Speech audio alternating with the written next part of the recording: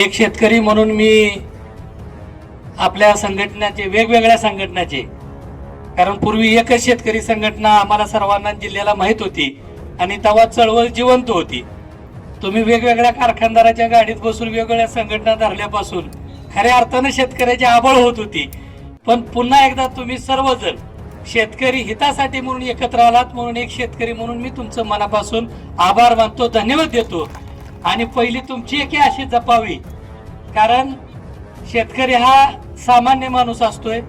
त्या सामान्य शेतकऱ्याला स्वतःच्या न्याय हक्कासाठी लढण्यासाठी तेवढा आवाज बुलंद करता येत नाही.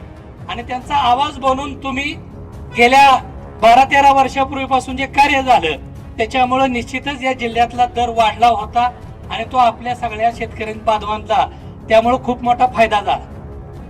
परंतु आजची परिस्थिती आपल्या तालुक्याची जिल्ह्याची अशी आहे की बाबा मराठवाडा विदर्भ सुद्धा आपल्या पुढे गेलेला आहे. म्हणजे दीपक दादा, साखर उद्योगाचा 2006 साली मला संचालक होण्याची संधी मिळाली, थोडासा अभ्यास करण्याचा छंद म्हणून, की बाबा महाराष्ट्रातले त्यावेळेस 203 कारखाने चालत असायचे आणि त्यातले फक्त 10-15 कारखाने खासगी होते आणि बाकीचे सगळे सहकारी साखर कारखाने काम करत होते. त्यावेळेस कोल्हापूर पेक्षा आपण 200 ते 300 रुपयानं पाठीमागा असायचो आणि मराठवाडा विदर्भ आपल्यापेक्षा 200 ते 300 रुपयानं पाठीमागा असायचा. रिकव्हरी मध्ये 1% ते 1.5% अंतर कोल्हापूर पेक्षा आपली कमी आणि आपल्यापेक्षा मराठवाड्याची कमी, म्हणून तो 200-250चा दर कमी असा विषय होता. परंतु गेल्या 7-8 वर्षामध्ये जर आपण पाहिलं की खास करून 2016-17 नंतर की आपला जिल्हा हा कोल्हापूर पेक्षा 200-300च्या ऐवजी आता 700-800 रुपयानं महाग आहे. आणि जो विदर्भ मराठवाडा आपल्यापेक्षा 200 मागा असायचा तो विदर्भ मराठवाडा आपल्यापेक्षा 200 पुढे गेलेला आहे. म्हणजे आपण मग आपले कारखानदार आणि आपले शेतकरी हे गणित का चुकतंय, तर पहिली गोष्ट जी मला वाटते की आपण शेतकरी असो नाहीतर शेतकरी नेते असो, आपण आपल्या शेताशी इमान ठेवण्यापेक्षा आपल्या नेत्याशी इमान जादा राखतोय आणि त्याच्यामुळे कुठं तर आपल्याला ही भोगायची पाळी येते. आपली जी गुलामगिरी आहे ती गुलामगिरी संपायला तयार नाही. आपण जी ऊस घालतोय त्याचा दर मागायला तयार नाही.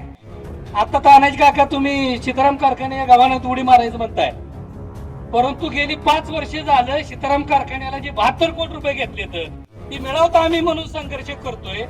ज्यांचे पैसे आहेत ते सुद्धा पैसे मागायला तयार.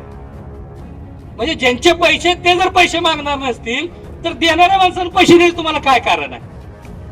तुम्हाला पैसे स्वतःचा हक्क सुद्धा जर मागता येणार नसेल आणि कोणाला वाटतं बाबा मी वैयक्तिक माझं भांडण आहे का, माझं कोणाचं काय बांधाचं भांडण, ज्या पद्धतीने शेतकरी संघटना दरासाठी एका बाजूने प्रयत्न करते त्याच पद्धतीनं कारखानदाराकडून होणार जे काही शोषण आहे वेगळ्या बाजूने तुमच्या पैशाच्या कपातीतनं असेल किंवा वेगवेगळ्या माध्यमातून त्याच्या विरोधात आम्ही कायदेशीर लढाई लढतोय.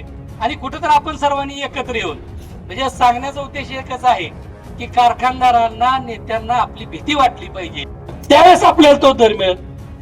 आपल्या हक्काचे पैसे आपण जेव्हा आपण बुलंद आवाजानं मागू त्यावेळेस ते देतील.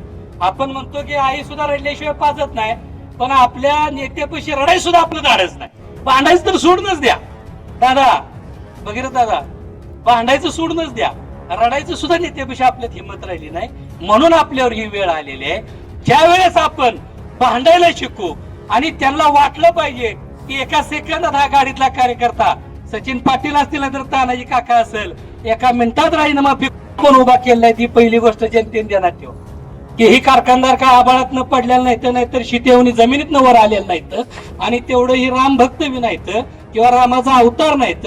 ही आपण तयार केलेली माणसं जर आपल्या बोकांडी बसणार असतील तर त्यांना डोक्यावर न पायाखाली घेण्याचं धाडस तुम्ही शेतकऱ्यांनी बाळगा. उद्या येणाऱ्या काळामध्ये हे कसे सुतासारखे सरळ होत नाहीत ते आपण सगळ्यांनी मिळून ठरवूया. परवा कुठं दीपक दादा म्हणले मागच्या आंदोलनात आम्ही होतो ना आमच्यावर गुन्हा दाखल झाला नाही. प्रशासनाला विनंती आहे, पहिला गुन्हा दीपक पवार यांच्यावर दाखल झाला.